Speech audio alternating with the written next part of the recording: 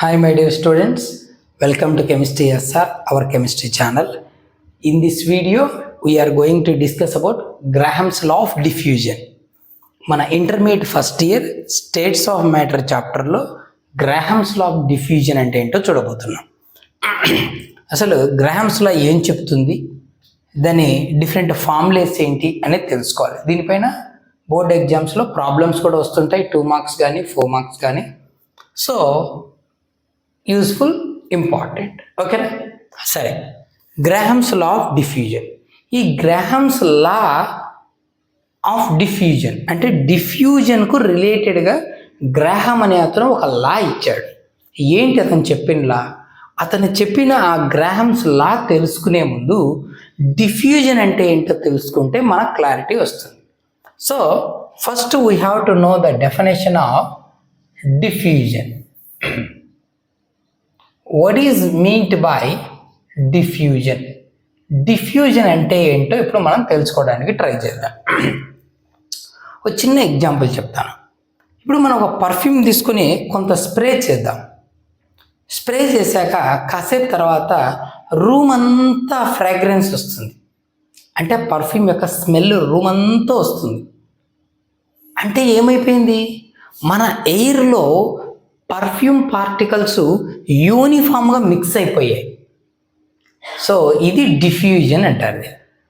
అంటే ఏం జరగాలి? The process of intermixing of gases.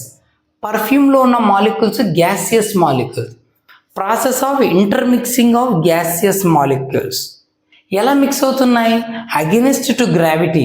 అసలు గ్రావిటేషనల్ ఫోర్స్ గ్యాసియస్ మాలిక్యూల్ పైన పని చేయదు కాబట్టి దానికి అగెనిస్ట్గా అన్నీ యూనిఫామ్గా మిక్సప్ అయిపోయి హోమోజీనియస్ సొల్యూషన్ ఇస్తాయి. సో అలాంటి ప్రాపర్టీని డిఫ్యూజన్ అంటారు. అంటే మనం తీసుకున్న పర్ఫ్యూమ్ ఫ్రాగ్రెన్స్ అంటే రూమ్ అంతా స్ప్రెడ్ అయిపోయింది యూనిఫామ్గా. అంటే ఆ పర్ఫ్యూమ్లో ఉన్న మాలిక్యూల్స్ యూనిఫామ్గా రూమ్ అంతా స్ప్రెడ్ అయ్యాయి. ఈ ప్రాసెస్ని డిఫ్యూజన్ అంటారు. సో సింపుల్గా డెఫినేషన్ రాద్దాం. డిఫ్యూజన్ అంటే ది స్పాంటేనియస్, వాటంతటికి అవే జరుగుతాయి. మనం ఏమన్నా చెప్పామా? పర్ఫ్యూమ్ పార్టికల్స్ మీరు వెళ్ళండి, రూమ్ అంతా స్ప్రెడ్ అవ్వండి చెప్తామా? మనము లేదు కదా. ఎలాంటి ఫోర్స్ అప్లై చేయం కదా. తమంతకు అవే జరుగుతాయి. Such phenomena are called spontaneous phenomena అంటాం. ఇక్కడ అలాంటి spontaneous process, the spontaneous mixing of gases. Gaseous molecules లేదా గ్యాసెస్ స్పాంటేనియస్గా ఒకదానితో ఒకటి మిక్సప్ అయిపోతాయి. The spontaneous mixing of gases ఎలా మిక్స్ అవ్వాలి? అగెనెస్ట్ గ్రావిటీ లేదా గ్రావిటేషనల్ ఫోర్స్ అలా మిక్స్ అయిపోయి ఏమి ఇవ్వాలి? To form homogeneous. What is meant by homogeneous? Uniform mixture and equal distribution.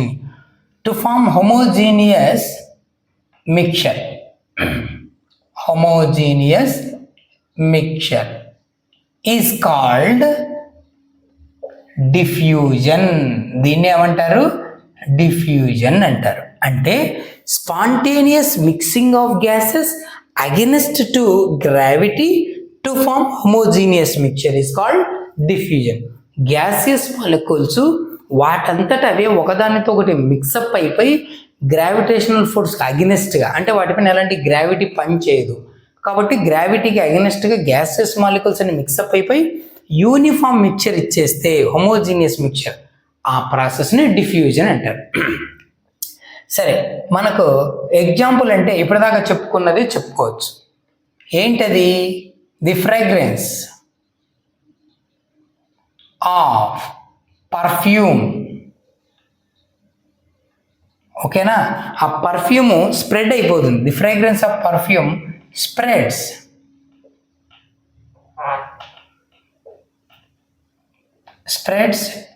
based on diffusion property.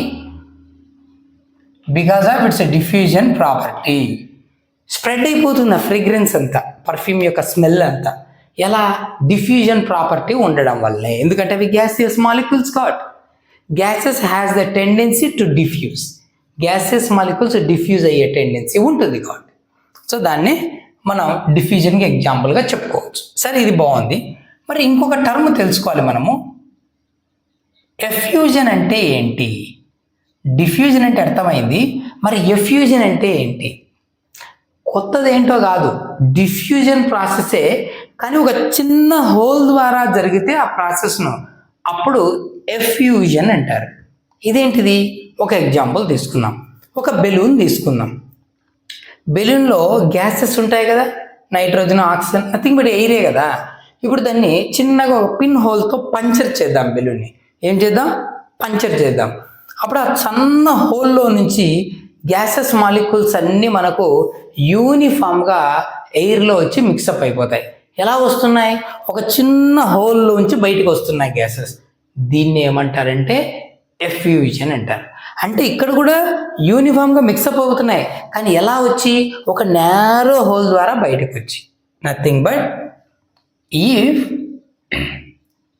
The diffusion process takes place through a fine hole, సన్నని రంధ్రం ద్వారా జరుగుతాయి. ఓకేనా? Then the process is called effusion. అప్పుడు ఆ ప్రాసెస్ని ఏమంటారంటే effusion అంటారు. డిఫ్యూజనే takes place through a fine hole. లేదా ఒక టైర్ ఉంది, సైకిల్ టైర్ కావచ్చు, బైక్ టైర్ కావచ్చు, చిన్న పిన్ హోల్ దాంట్లో ఇరుక్కొని పంచర్ అయింది. ఇప్పుడు ఆ హోల్ ద్వారా సన్నగా గ్యాసెస్ అన్నీ బయటకు వచ్చి యూనిఫామ్గా స్ప్రెడ్ అయిపోతున్నాయి. అంటే యూనిఫామ్గా మిక్సప్ అయిపోతున్నాయి. అంటే డిఫ్యూజన్ జరుగుతుంది. ఎలా జరుగుతుంది? ఒక సన్న హోల్ ద్వారా రావడం వలన. దీన్ని ఏమంటారంటే ఎఫ్యూజన్ అంటారు. సో ఎఫ్యూజన్కి ఎగ్జాంపుల్ ఏం చెప్పచ్చు అంటే,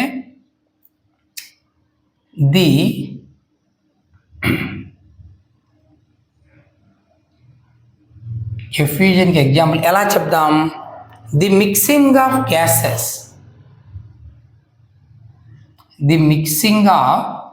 గ్యాసెస్, ఫ్రమ్ పంచర్డ్ బెలూన్ లేదా టైర్. ఓకేనా? ఒక పంచర్ అయిన బెలూన్ నుంచో లేదా ఒక టైర్ నుంచో గ్యాసెస్ అన్నీ బయటకు వచ్చేస్తే అప్పుడు ఆ జరిగే డిఫ్యూజన్ పర్టికులర్గా ఏమని చెప్పొచ్చు? ఎఫ్యూజన్ అని చెప్పచ్చు. ఓకే, బాగుంది. జనరల్గా గ్యాసెస్ ఎలా డిఫ్యూజ్ అవుతాయి? హై ప్రెషర్ నుంచి లో ప్రెషర్కి వస్తాయి. ఇప్పుడు ఇక్కడ ఎయిర్ అంతా ఉంది, బాగుంది, గ్యాస్ మాలిక్యూల్స్ ఉన్నాయి. ఎయిర్లో నైట్రోజన్ ఉంది, ఆక్సిజన్ ఉంది, కార్బన్ డైఆక్సైడ్ ఉంది, వాటర్ వేపర్ ఉంది. ఓకే, ఇప్పుడు బెలూన్ను ఎలా మనం పెద్దగా అయ్యేలాగా చేస్తాం? బాగా గాలి లోపలికి ఊదేసి చేస్తాం. ఓకేనా? అంటే లోపల గ్యాసెస్ హై ప్రెషర్తో ఉంటాయి. ఎప్పుడైతే పంచర్ చేస్తామో అవుట్ సైడ్ నుంచి బెలూన్లోకి వెళ్తాయా, బెలూన్ నుంచి అవుట్ సైడ్కి వస్తాయా? బెలూన్లో నుంచి అవుట్ సైడ్కి వస్తాయి. అంటే లోపల హై ప్రెషర్ నుంచి అవుట్ సైడ్ ఉన్న లో ప్రెషర్ లేక వస్తాయి. ఇంకో ఎగ్జాంపుల్ తీసుకుందాం. ఇంట్లో గ్యాస్ సిలిండర్ ఉంటుంది, సిలిండర్లో గ్యాసెస్ ఉంటాయి. అవేమవుతాయి? ఎప్పుడైతే నువ్వు వాల్వ్ ఓపెన్ చేస్తావో ఎయిర్ సిలిండర్ లేకపోతుందా, సిలిండర్లో ఉన్నటువంటి గ్యాసెస్ బయటకు వచ్చేస్తాయా? సిలిండర్లో ఉన్న గ్యాసెస్ ముందు లోపల నుంచి బయటకు వచ్చేస్తాయి. అంటే ఏం జరుగుతుంది? లోపల హై ప్రెషర్తో ఉన్నాయి, అవుట్ సైడ్ లో ప్రెషర్ ఉంది. అంటే మనం తెలుసుకోవాల్సిన విషయం ఏంటంటే జనరల్లీ gases diffuses from ఎక్కడి నుంచి ఎక్కడికి నైనా హై ప్రెషర్ రీజియన్ టు లో ప్రెషర్ రీజియన్. ఎప్పుడైనా గ్యాసెస్ హై ప్రెషర్ రీజియన్ నుంచి లో ప్రెషర్ రీజియన్కు డిఫ్యూజ్ అవుతాయి. Okay, that's. ఇప్పుడు నెక్స్ట్ మనం తెలుసుకోవాల్సిన ఇంకొక డెఫినేషన్ ఏంటంటే రేట్ ఆఫ్ డిఫ్యూజన్ అంటే ఏంటో చూడాలి. రేట్ ఆఫ్ డిఫ్యూజన్ ఏంటి రేట్ ఆఫ్ డిఫ్యూజన్? ఇది అర్థమైతే గ్రాహమ్స్ లా తెలుసుకోవచ్చు. ఓకేనా? రేట్ ఆఫ్ డిఫ్యూజన్ అంటే ఏం లేదు, 1 సెకండ్ టైం లేదా 1 మినిట్ టైం అంటే ఒక యూనిట్ టైం తీసుకుందాం. ఆ టైంలో మన గ్యాసెస్ ఎంత వాల్యూమ్ కవర్ చేస్తున్నాయి, ఎంత వాల్యూమ్ ఆక్యుపై చేస్తున్నాయి, లేదా ఎంత డిస్టెన్స్ ట్రావెల్ అవుతున్నాయో ఆ వాల్యూని ఏమంటారంటే రేట్ ఆఫ్ డిఫ్యూజన్ అంటారు. Simply the volume occupied by gases in unit time. Unit time అంటే 1, నథింగ్ బట్ 1 మినిట్ లేదా 1 సెకండ్ టైంలో ఎంత వాల్యూమ్ ఆక్యుపై చేస్తున్నాయో అది. లేదా ఇలా కూడా చెప్పచ్చు, the distance travelled by gas molecules in unit time. Unit టైంలో గ్యాస్ మాలిక్యూల్స్ ఎంత డిస్టెన్స్ ట్రావెల్ అవుతున్నాయో దాన్ని కూడా రేట్ ఆఫ్ డిఫ్యూజన్ అనొచ్చు. అంటే సింపుల్గా చెప్పాలంటే rate of diffusion R is equals to volume occupied V by time T. So R is equals to V by T అని చెప్పొచ్చు. దీన్ని రేట్ ఆఫ్ డిఫ్యూజన్ అంటాం. ఇది అర్థమైతే అయిపోయి గ్రాహమ్స్లోకి వెళ్ళిపోవచ్చు. గ్రాహమ్స్లో ఏం చెప్తుందంటే రేట్ ఆఫ్ డిఫ్యూజన్ గురించే చెప్తుంది. అందుకు ముందు మనం డిఫ్యూజన్ అంటే ఏంటి, ఎఫ్యూజన్ అంటే ఏంటి, రేట్ ఆఫ్ డిఫ్యూజన్ అంటే ఏంటో తెలుసుకుంటే డైరెక్ట్గా గ్రాహమ్స్లో స్టేట్మెంట్ చెప్పొచ్చు. ఓకేనా? సో రేట్ ఆఫ్ డిఫ్యూజన్ అంటే volume occupied by gases in unit time లేదా distance travelled by gases in unit time. Okay, ఎలా అని చెప్పొచ్చు. So R is equals to volume covered by time. ఓకేనా?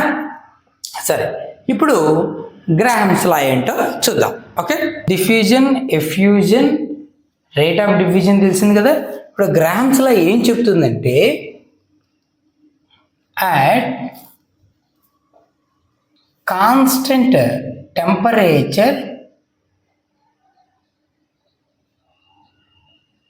and pressure. ఓకేనా? Constant temperature and pressure. Pressure temperature కాన్స్టెంట్గా ఉన్నప్పుడు ఏమవుతుందంట, rate of diffusion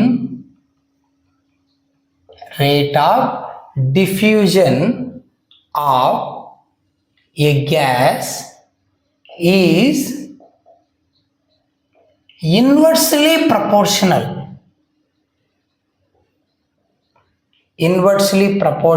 to square root of its density. ఓకేనా? గ్రాహమ్స్లో ఏం చెప్తుంది, రేట్ ఆఫ్ డిఫ్యూజన్ అనేటువంటిది ఆర్ అనేది ఎలా ఉంటుందంట, ఒక గ్యాస్కి కాన్స్టెంట్ టెంపరేచర్ ప్రెజర్ దగ్గర rate of diffusion of a gas is inversely proportional to అంటే 1/√, ఓకేనా, ఇట్స్ డెన్సిటీ డి. ఇది చెప్తుంది గ్రాహమ్స్లా. సో గ్రాహమ్స్లా ఏం చెప్తుందంటే ఒక గ్యాస్ యొక్క రేట్ ఆఫ్ డిఫ్యూజన్ అనేది దాని డెన్సిటీ యొక్క స్క్వేర్ రూట్ వాల్యూకి ఇన్వర్స్లీ ప్రపోర్షనల్గా ఉంటుందంట. ఎప్పుడు?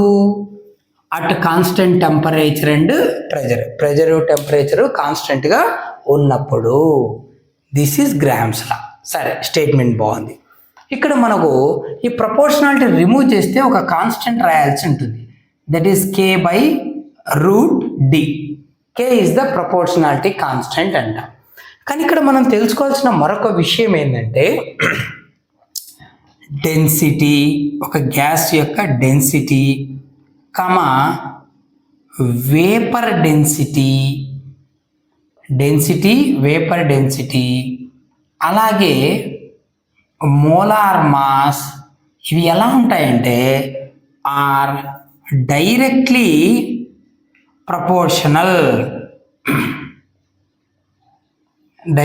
Proportional to one another. ఒకదానికి ఒకటి ఎలా ఉంటాయంటే డైరెక్ట్లీ రిలేటెడ్గా ఉంటాయంట. ఎవరు? Density, vapour density, molar mass, దాన్ని మాలిక్యులర్ మాస్ అంటాం కదా అవి. సరే, అప్పుడు ఏం రాయొచ్చు? R is equals to K by square root of density రాయొచ్చు, లేదా K by square root of vapour density రాయొచ్చు, లేదా K by square root of molar mass రాయొచ్చు. ఎందుకు? ఈ మూడు ఒకదానికొకటి డైరెక్ట్లీ రిలేటెడ్ కదా. అంటే డెన్సిటీ ఇంక్రీజ్ అయితే వేపర్ డెన్సిటీ ఇంక్రీజ్ అవుతుంది, మోలార్ మాస్ ఇంక్రీజ్ అవుతుంది. డెన్సిటీ డిక్రీజ్ అయితే వేపర్ డెన్సిటీ డిక్రీజ్ అవుతుంది, మోలార్ మాస్ డిక్రీజ్ అవుతుంది. కాబట్టి మూడు డైరెక్ట్లీ రిలేటెడ్ కాబట్టి మూడింటి కలిపేసి ఇలా రాయొచ్చు. So rate of diffusion is equal to K by root D equal to K by root vapour density, లేదా K by root M vapour density విడి. ఓకే, ఇది రిలేషన్. సరే, ఇప్పుడు నీకు ఏవైనా 2 గ్యాసెస్ ఇస్తాడు. 2 గ్యాసెస్ తీసుకొని వాటి రేట్స్ ఆఫ్ డిఫ్యూజన్ కంపేర్ చేయమంటే అప్పుడు ఎలా? సరే, if 2 gases rates of diffusion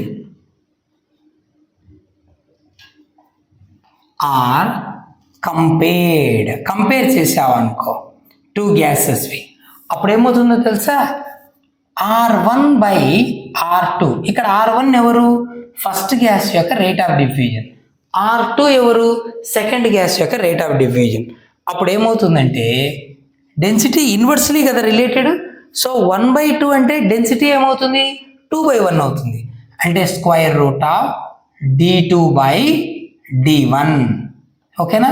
which is equals to square root of vapour density 2 by vapour density 1.